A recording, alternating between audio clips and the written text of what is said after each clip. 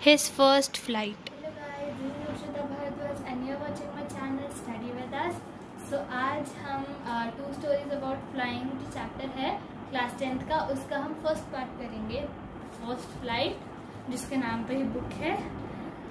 सो मैं इसे बहुत जल्दी ख़त्म करा दूँगी, so stay tuned. So in this part, first flight, the poet is talking about the first flight the bird has taken, how, like, what all the circumstances were to take him to that scenario, to make him fly, to make him take his first flight, as this was not very much like easy for him. It was very difficult, it was a tedious task, but still some circumstances were made like this that he overcomes his fear and is able to fly. So we're gonna read about this in this part. So let's begin. The young seagull was alone on his ledge. His two brothers and sisters had already flown away the day before. So ledge एक mountain का जो part है, mountain का छोटा सा part जो एकदम मतलब ऐसा सा होता है ना, मतलब एकदम एंड, जिसके नीचे फिर सीधा खाई यानी पानी या ये सब है. सो वो वहाँ पे खड़ा हुआ था और उसके ब्रदर और सिस्टर जो हैं वो तो पहले ही उड़ गए थे. He had been afraid to fly with them. उसे वो उनसे डर लग रहा था, उनके साथ उड़ने, मतलब उड़ने से डर लग रहा था. Somehow when he had taken a little run forward to the brink of the ledge and attempted to flap his wings, he became afraid. वो डर गया कि जैसे उसने, है ना, मतलब वो थोड़ा जाता पास में और फिर उसके बाद फ्लैप करने की कोशिश करता, पर फिर एकदम एंड पे आते आते वो डर जाता और रुक जाता. So he felt certain that his wings would never support him. उसे पक्का पता था कि उसके विंग्स जो हैं वो उसको साथ नहीं देंगे. Even when each of his brother and his little sister, whose wings were far shorter than his own, ran to the brink, flapped their wings and flew away. तो वो कह रहे हैं कि, है ना, उसके जो छोटे भाई बहनों के, है ना, विंग्स जो उससे भी छोटे हैं, वो भी, है ना, बिना डर के सीधा उन्होंने भागे, फ्लैप किया विंग्स को और फिर उड़ गए. But he fail to muster up his courage. वो अपना करेज जो है वो नहीं मस्टर अप कर पाया, वो अपना करेज नहीं जुटा पाया, हिम्मत नहीं जुटा पाया इतना जाने की, उड़ने की. Then he took the plunge that appeared to him so desperate. His father and mother had come around, threatening him, upbraiding him, and letting him to starve on his ledge unless he flew away. For the life of him, he couldn't move. तो उसके mummy papa जो है वो आते हैं, वो बोलते हैं कि, मतलब, है ना, वो डांटते हैं उसे, है ना, थ्रेटन करते हैं, धमकी देते हैं कि अगर तुम नहीं उड़े तो तुम्हें हम भूखा छोड़ देंगे. पर वो जो है ना सीगल है वो नहीं उड़ पाता, क्योंकि उसको बहुत ज़्यादा ही डर था.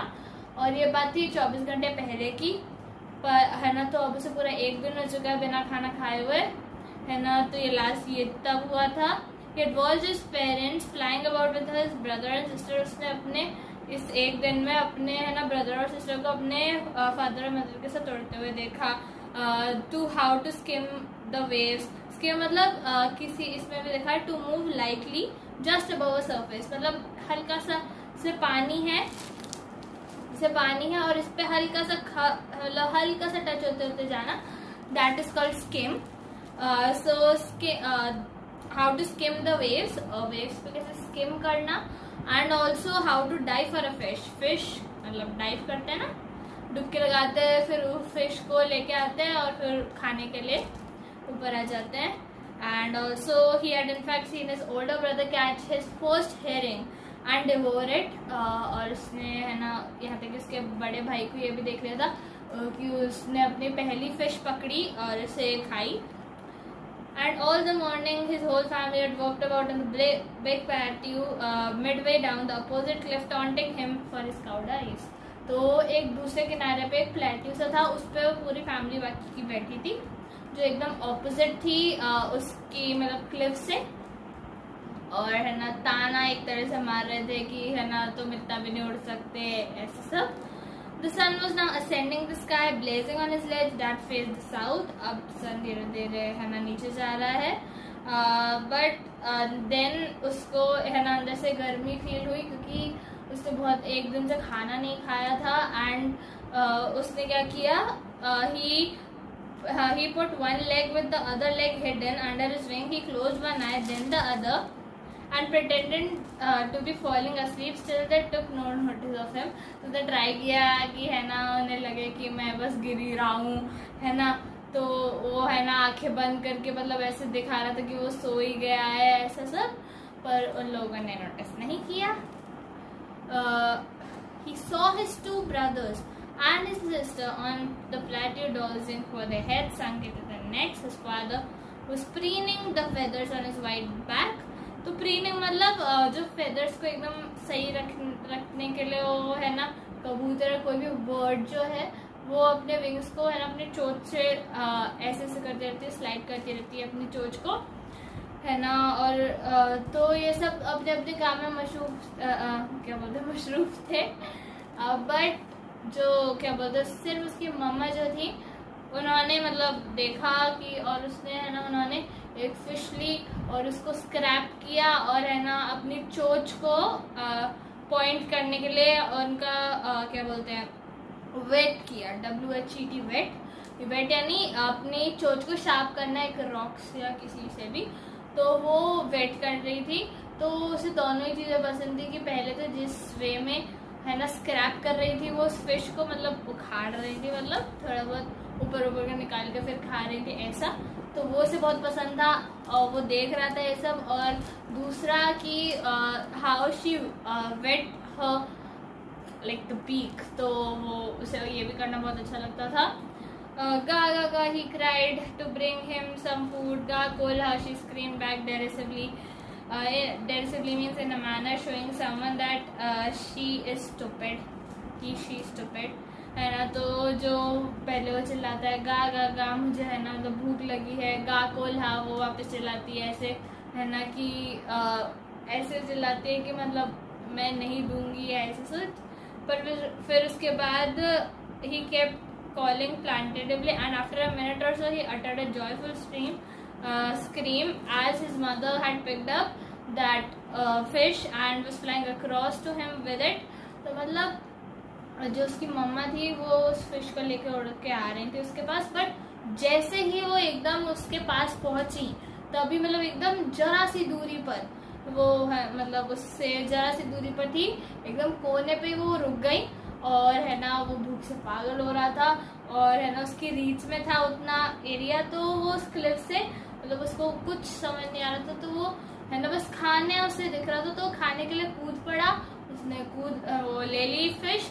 बट देन एक बहुत ही ज़्यादा मतलब एकदम घबराहट सी हुई उसे लगा उसके पैर से ज़मीन खिसक गई, लेकिन रियल में खिसक गई थी क्योंकि वो एकदम से उड़ गया था और उसे पता ही नहीं चला था कूद गया था कि, और उसे पता ही नहीं चला था कि वो कूद गया है, as he was not prepared, है ना। So as he was maddened with hunger he jump towards that fish and the wind rushed against his breast and feathers, then under his stomach and against the wings. He could feel the tip of his wings cutting through the air. तो अब उसके मतलब हवा एकदम से मतलब आने लगे क्योंकि वो गिर रहा था, तो है ना एकदम चीरती हुई हवा उसके ऊपर आ रही थी और उसके विंग को कट कर रही थी। तो वो थोड़ा मतलब अपने विंग को ऐसे ऐसे फ्लैप करता मतलब खुद को बचाने के लिए, और उसके हिसाब से और उसकी वजह से वो उड़ने लग गया।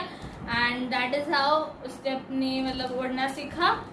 And he saw his two brothers and sisters flying around him, curvating him and banking and soaring and diving. Then he completely forgot that he had not always been able to fly. तो अब उसके सारे parent उसके मतलब parent एक तो थी, पापा भी आ गए, उसके सारे भाई बहन आ गए और है ना वो इतना खुश हुआ कि मतलब वो भूल गया कि कभी उसे उड़ना नहीं आता था।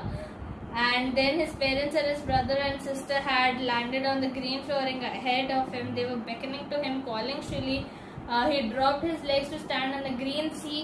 तो मतलब वो पानी पे है ना थोड़ा वो भी स्किम कर रहे थे, है ना मतलब मजे कर रहे थे। His legs sank into it. He screamed with fright. और है ना क्योंकि जैसे ही उसमें बैठा तो पानी में उसके पैर धंस गए और वो डर गए एकदम से। But then he screamed with fright and attempted to rise again with by flapping his wings. तो जैसे वो गिरता वो थोड़ा थोड़ा ऐसे फ्लैप करता और ऊपर आ जाता, फिर गिरता फिर फ्लैप करता। तो इस एक्सरसाइज से वो टायर्ड हो गया था and he was also like weak because of the hunger, and he couldn't rise, exhausted with it. His feet sank into the green sea and then his belly touched it and then he sank no farther. तो है ना, मतलब थक गया था और उसने बोला, मतलब डूब रहे थे पैर, वो डूबने लगे, फिर उसकी बेली जो है वहां तक डूबा और उसके फिर जब विंग्स आ गए, मतलब विंग्स ऐसे पानी पे आ गए, देन वो और नहीं डूबा and he was floating on it, वो float कर रहा था and around him his family was screaming, praising him and the beaks were offering him scraps of dogfish. He had made his first flight.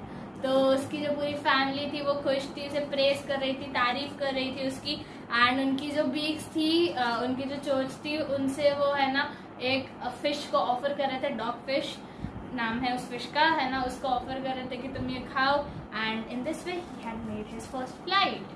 So this was the whole chapter. Whole chapter means the first part. So I hope you would have understood it very clearly.